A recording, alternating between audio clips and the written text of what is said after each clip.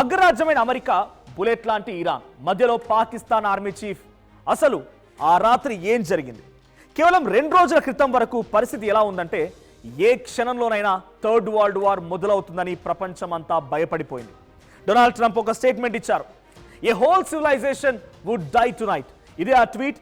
So a whole civilization will die tonight అనేటువంటి ఈ tweet ఒక వార్నింగ్ ఇచ్చింది. ఏమని చెప్తున్నాడు? 47 years of extortion, corruption and death will finally end.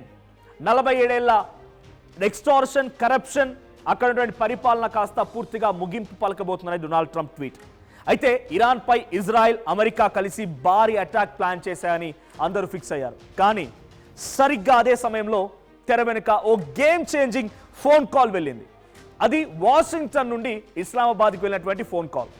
Pakistan army chief Asim Munir లైన్లోకి వచ్చారు. అటు ఇరాన్ విదేశాంగ మంత్రి అబ్బాస్ అగార్చి, ఇటువైపు America vice president JD Vance and special envoy Steve విక్టాఫ్. వీరి మధ్య ఒక కీలక ఒప్పందం జరిగింది. 2 ఫేజులుగా యుద్ధాన్ని ఆపేందుకు ప్రతిపాదనలు తీసుకొచ్చారు. దాంట్లో ఒకసారి Abbas Araghchi and Trump tweet కూడా చూపిస్తాను.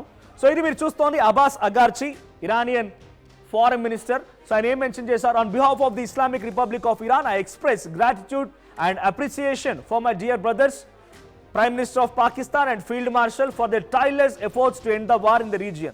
In response to the brotherly request from PM of Pakistan tweet and considering the request by US for negotiations based on its 15 points proposal as well as announcement by POTUS about acceptance of the general framework of Iran's 10 points proposal as a basis negotiations, I here declare on behalf of Iran's supreme nation, if attack against Iran are halted, our powerful armed forces will cease their defensive operation. అంటే మేము కూడా ఈ సీజ్ ఫైర్కి అంగీకరిస్తున్నామన్న రకంగా Abbas Araghchi, Iranian foreign minister tweet ఒకటి.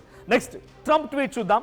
So Trump ట్వీట్లో ఏముంది? బేస్డ్ ఆన్ కన్వర్జేషన్స్ ఆయన ఏం చెప్తున్నారు? This would be a double sided cease fire.